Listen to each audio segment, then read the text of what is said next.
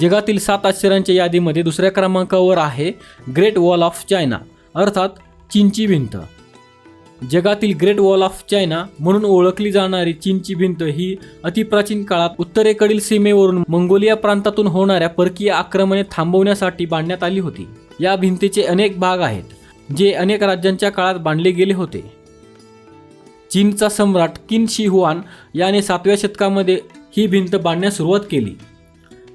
त्याच्यानंतर अनेक राज्यांनी या भिंतीचे पुढील बांधकाम केले. हे बांधकाम पूर्ण होण्यासाठी 2000 वर्षे लागली. चीनच्या भिंतीची लांबी 6450 किलोमीटर आहे. ही भिंत बांधण्यासाठी दगड, माती आणि विटा यांचा वापर करण्यात आला आहे.